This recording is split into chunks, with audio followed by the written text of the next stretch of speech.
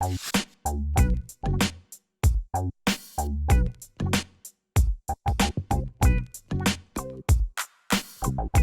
so this is the Springfield Sports and Rec 2.0 Fantasy Basketball League video.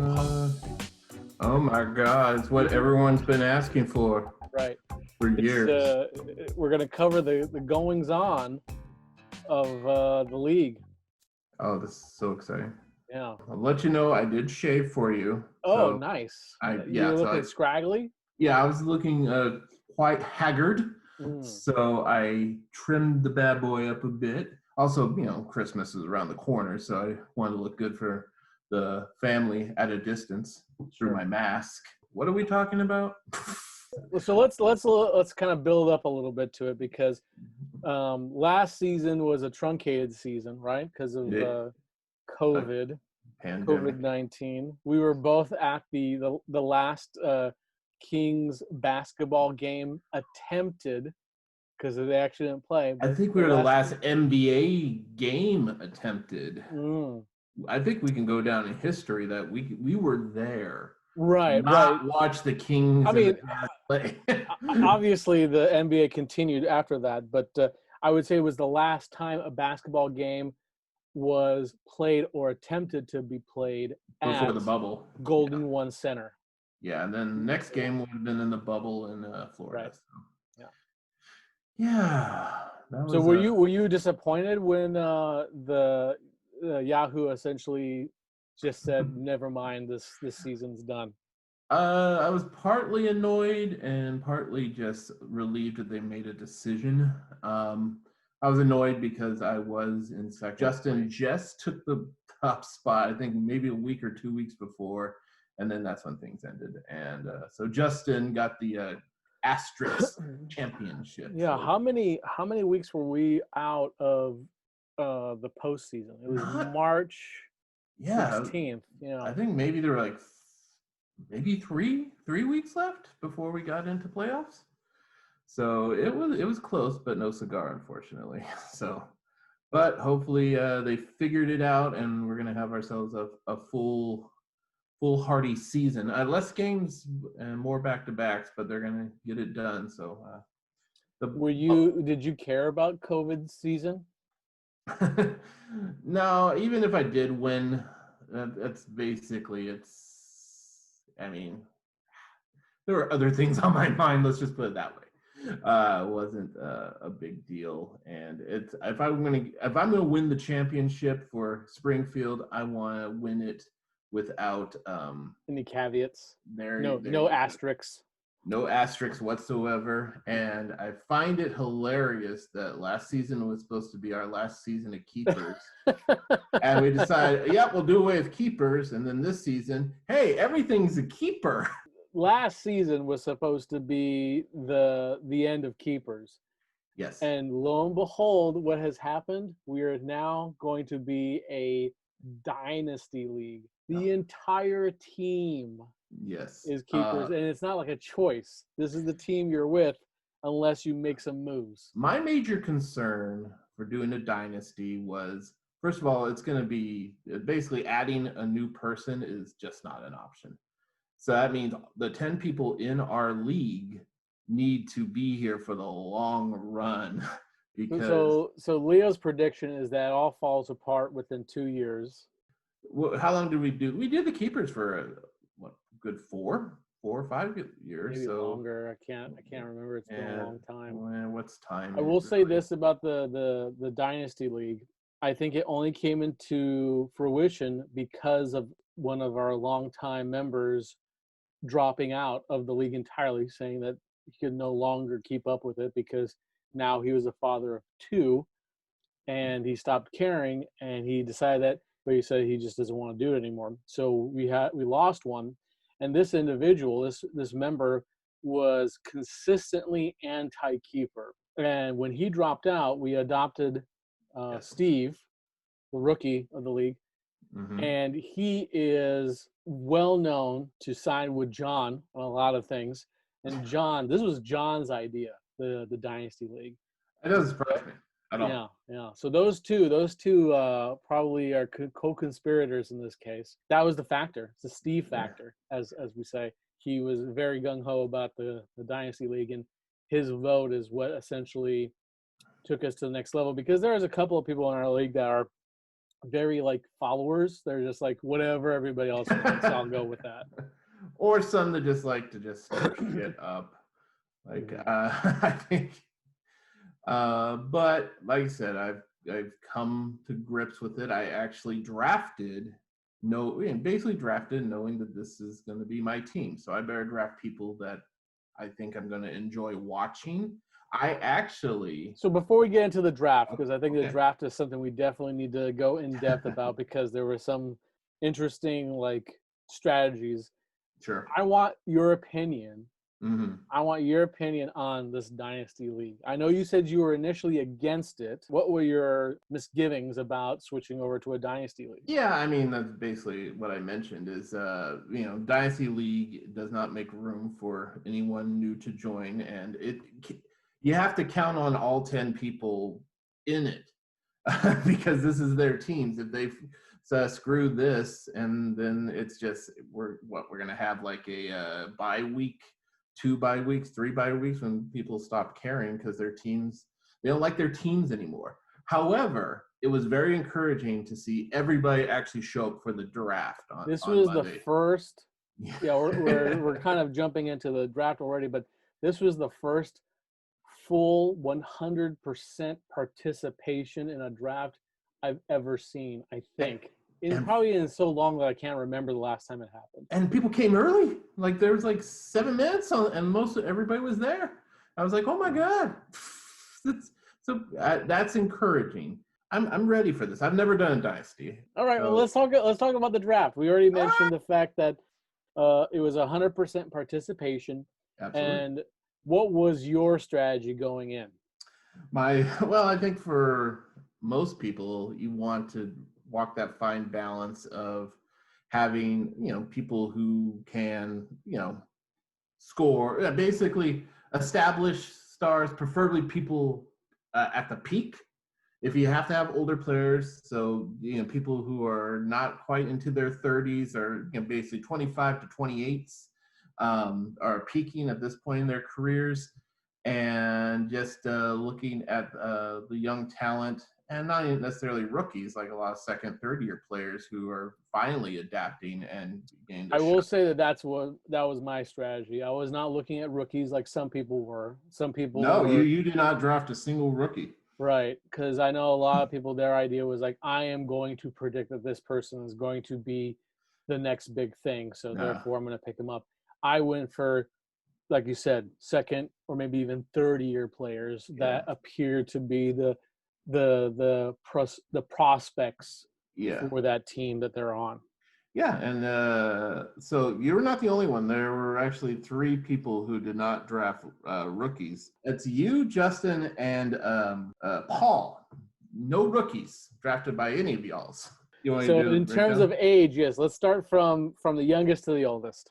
All right. The person who flat out has the youngest team period is Sean.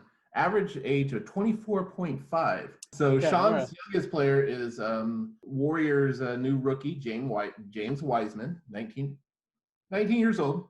Apparently he played well today. He did. He played very well. We're recording this the night of opening night. His oldest player is Lou Williams at age 34. Ooh, Lou Williams is old.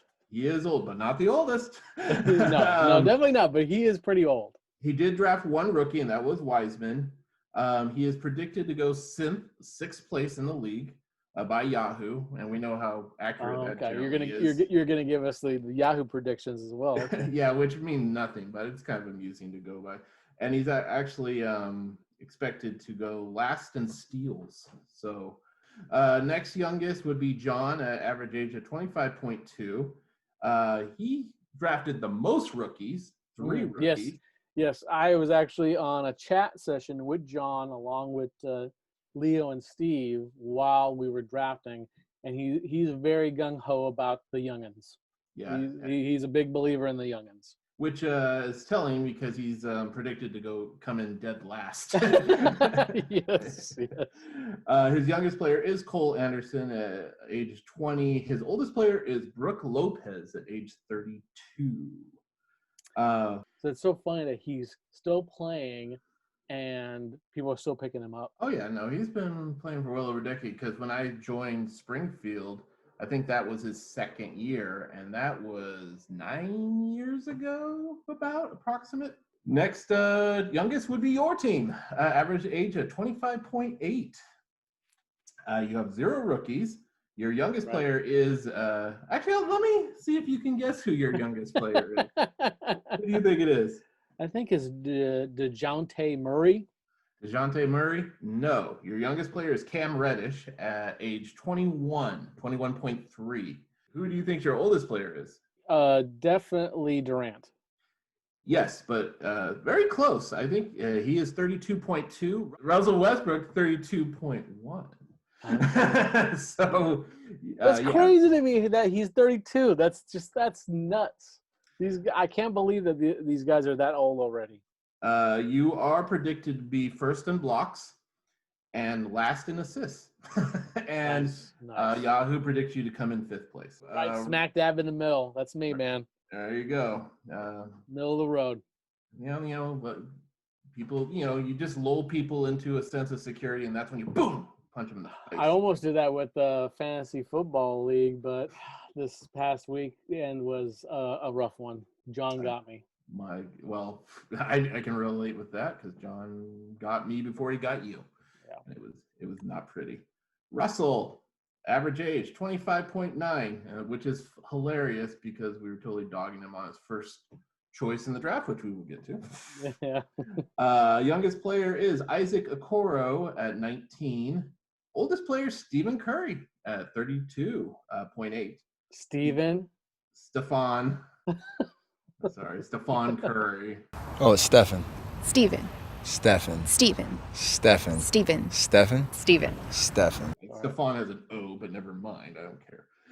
Russell did draft 1 rookie. That would be Isaac. He's predicted to be first in 3-pointers made and first in steals, and Yahoo predicts that he will come in first place, which we all know. Yes. The Yahoo prediction. Never right. So Russell screwed. It's like the Madden curse. It's the Yahoo curse. Then comes me. My average age is 26.1. Youngest player, KILLIAN Hayes at 19.4. Oh, and he is my he's a youngin. He's actually. You must have drafted a bunch of older guys to actually end up in, what is it, your 4th or 5th? Not really. My oldest player ended up being Jimmy Butler at 31.3. Older than John Wall, which kind of surprised me because I just feel like probably because John Wall's been broke down for so long, I just feel like he's probably 40, but he's actually just barely 30. I had 1 rookie, KILLIAN Hayes. I'm predicted to go first in assists and last in points, which, okay. I'm going to punt points. Screw. No, that's dangerous. But I am predicted to go 3rd place by Yahoo, so yay me. Justin comes up next. Actually, it's a tie between Justin and Ty, but we'll go with Justin first. 26.3 average age. He has 0 rookies, but his youngest player is SEKOU DOUMBOUYA, age 20. Nice try. 2nd-year player. Oldest player is Chris Paul, 35.6. He's an old man. He's in terms of NBA. He is the 2nd oldest player in that was drafted. He's predicted to go first in free throws, but last in offensive rebounds and blocks and field goal percentage. Predicted to come in 7th. And I know Justin would not appreciate that, and he's bound to prove us all wrong. Yes. Justin drafts perfectly, and his fantasy playing is perfect. So whenever it doesn't go infallible. Well, if he does it wrong, it was Yahoo, wasn't it? Yes, right. Yeah, exactly. Okay. It's all Yahoo's fault. Yeah. We love you, Justin. Tied is Ty at 26.3. Youngest player is DENI AVDIJA, age 20. His oldest player is Eric Bledsoe, only 31, which is the youngest oldest player. He drafted 2 rookies, DENI being one of them, and he is expected to come in last in defensive rebounds and is scheduled for a placement at 9th, according to Yahoo. Then we got Steve, my man Steve. Average age, 27. Youngest player, Malachi FLYNN, 22, which is the oldest youngest player. And his oldest player is Kyle Lowry, 34.7. He got 1 rookie, which is Malachi, plays for Toronto. And he is scheduled, according to Yahoo, to come in 4th place. Then we have Paul. Yes. Average age, 27.3. Youngest player, big shocker here, Luka Doncic, 21.8. Oldest player, Kevin Love, 32.3. No rookies, but is expected to go first in points and first in defensive rebounds, and is, according to Yahoo, will come in 2nd place. Wow, right behind Russell. Yeah, I think Paul and Russell are playing win now and figure it out later. And then the guy with the oldest team, average of 27.9, my man Leo. Though he does, that said, LaMelo Ball, his youngest player, is the youngest player of all our players, at 19.3. But he also has the oldest player, but that man is one LeBron James, 36 years old. And a player, and still really good. And a player that Leo hates with a passion. That was surprising. Hates with a passion. I was shocked that he picked him up in a dynasty league of all places. He actually roots for his team, the LA Lakers, to lose because of LeBron James. I mean, I don't know even what to say. Like, I think all of us were blown away by the choice. I mean, he picked up Zion, which is he told us he was going to pick up Zion. And he wasn't kidding. It was going to be the Ball Bros and Zion, or Zion the Ball Bros. Yeah, and I kind of ruined that for him, and I feel bad. You know, the reason why his team is the oldest is because he has 7 players who are over 30 years old. Yes. He has 2 rookies though.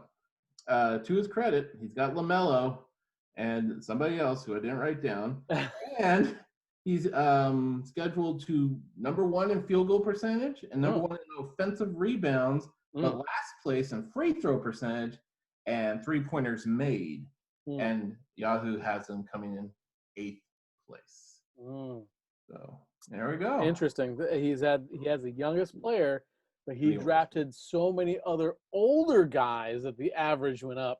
Like we were talking about this, like Leo was complaining, like Leo's getting trolled hard right now. He's getting trolled hard, like the hardest I've ever seen. Russell is on the attack. Like he sees blood and he's going for it. I'm gonna actually come to Leo's defense. Okay, all right. That's interesting. I looked at Leo's team. He's got pieces. As we know, he drafts with his heart. Yes, he does. And well, he drafts with the idea that he and we talked about this recently. He drafts players that he likes and he likes to watch. So that's huge, right? LaMelo Ball might be a complete and abject failure. Here's but the thing, going though. to be fun to watch. Isn't drafting LeBron James the absolute antithesis of that approach? Maybe maybe as a Lakers fan, he finally needed a reason to root for LeBron James, and the only way he could do that is if he drafted him. I don't know. A theory. Yeah, I'm looking at his players. Yeah, he's got his 30-year-old players. He's got LeBron James, DeMarcus Cousins, LaMarcus Aldridge, who I believe is the 2nd oldest player drafted.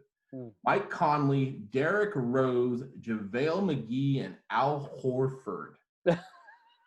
Those are, and I'm sure these are names. He's a big fan of Al Horford. He's a fan of Al Horford. Al Horford is an upstanding player, and I respect him.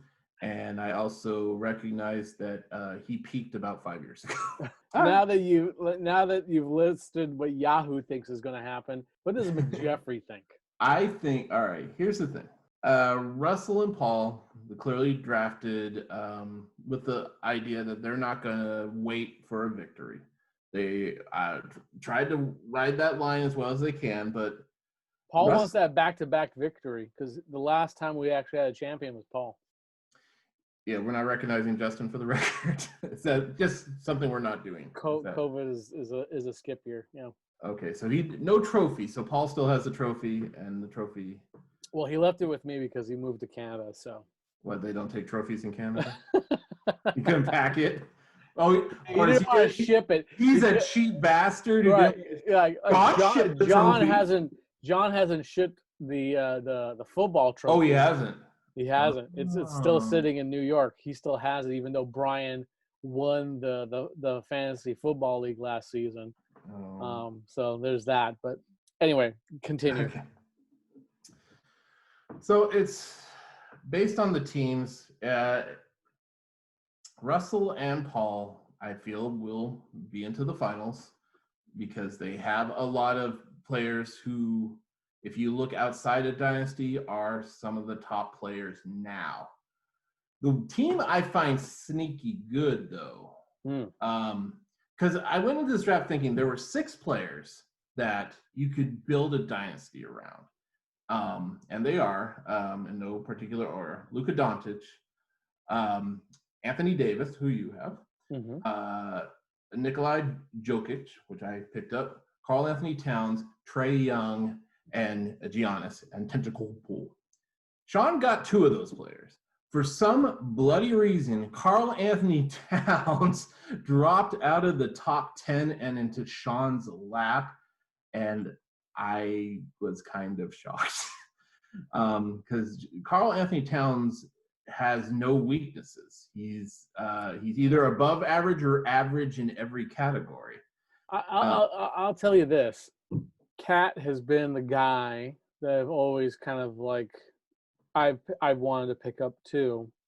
For whatever reason, maybe because blinded by the idea of a dynasty league, he did not even come to mind as a guy to pick up. He's still young. He fulfills a lot of like the requirements, but for whatever reason, I did not think of it. And according to what you're saying, a lot of people didn't think of it either.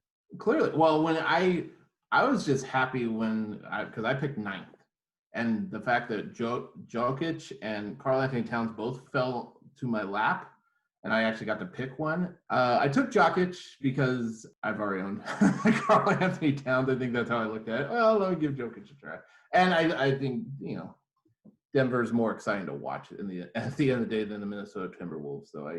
But Towns is the man in Timberland, but so is Trae Young in Atlanta. So he's got 2 pieces that are going to be good now and are going to be good for a long time. And the fact that he has, considering all that, the youngest team out of everybody, that bodes well for Sean. And I think he's going to be sneaky good. I really feel you predict Sean is going to be. I think Sean is a Final Four. Oh, okay. So what's your prediction about who's going to win it all? Right now, my gut tells me Paul. And I really haven't no idea. I think I'm basing it on the fact that Luka is such a beast, and I can't believe Russell let him drop to Paul. What was Russell's first pick? James Harden. Which, if this was not a dynasty league, it was a great second pick. Steve took Giannis with the first one. Perfectly great. Perfectly fine. Russell, it's not so much he picked James, it's the fact that he didn't pick Luka. and I said in the chat, like, Paul did what the King should have done. Oh, shit. Don't get me started on that. Fuck. Well, I fought against the idea for so long, and now it's become clear that it was definitely a mistake because Marvin Mistakes were made. Bagley is just. But He's almost at bust level. He's almost. Yeah, he can't stay healthy, but he's still. People seem to forget how incredibly young he is. He's 21, so he's. Yeah, but how long has he been in the league now, and how many games has he played within that time? This is his third season, and he hasn't played a full season of games. I mean, it's rough. Mistakes were made. At same coin, Atlanta, who picked Trae Young, who's great for them, still should have picked Luka too. But we had the second pick. There's no excuse. Russell had the second pick. There's no excuse. But, and especially if, let's say Harden gets moved, because there's he's unhappy in Houston, and I keep on hearing Philadelphia. If he goes to Philadelphia, now he has to share time with Joel Embiid. Yeah. Ben Simmons most likely would go to Houston. But Harden will still get his, and Harden probably has Harden will hog that ball, He produces, and he has about 3 to 4 probably peak years left before the downturn. And I'm being kind. So if the league only lasts 2 years, then Russell did okay. He's got to stop going to strip clubs during COVID. Yeah. Well, mistakes were made. But so what? How about outside of the fantasy league? What's your predictions for this coming NBA season? Because I personally think it's kind of strange how quickly they decided to pick it up after the COVID season. I see what they're trying to do. They're honestly trying to get everything back on track. So by 2020, 2022, that will essentially go back to normal. So that's why we literally just got eliminated from my ESPN football league yesterday, started my basketball today. So I kind of love that. So there's been no lapse. But yeah, and there's going to be less games, more back-to-backs. They're going to truncate it. So it's going to be interesting. But I think they're almost looking at this season almost like a throwaway season. Just to get back. So? I think so. I think because there'll be fans, but obviously it's not going to be to capacity, and it's gonna just be, it's gonna be like isolation, like how football and baseball was this year. It's just gonna feel off. It's not gonna feel like a true season. This is basically the recalibration season, I feel, and then next season, hopefully, with the vaccines and people getting better, that business as usual. And the next rookie draft is supposed to be intensely stacked. So I'm going to start doing my homework. I'm going to start watching college basketball, Rob. So that's the worst part about this whole Dynasty League thing. I actually have to care about college basketball, which I do not care at all about. I find watching those games so boring and so tedious. I don't know. Whatever, I guess. Well, you can just read about it. Yeah, exactly. I'll just read the Wikipedia summary. There you go. Or just hey, this is. I think this has been a great first prototype episode of the Springfield Sports and Rec 2.0 Fantasy Basketball League video podcast. Well, I want to just say thank you for joining me on this and imparting your knowledge and your your insight. I think it's great. Appreciate I that. hope that the rest of the members enjoy this, and then maybe they want to jump in and join us on future recordings. I'm gonna have to say I need a Russell and I need a Leo to show up at some point because they bring the fire. Oh yeah, and the fire needs to burn. But I would love to see everybody. I haven't seen Steve in years. Yeah. Steve, I miss you, Steve. Yeah. Okay. All right. Let's try to. We'll see what happens on the next one. So results. We're gonna have placements and shit. It's gonna be fun. Well, all right. Thanks for joining me. Ah, pleasure. See you Hey, next time. I'll catch you on the bounce. All right, Electronic, whatever.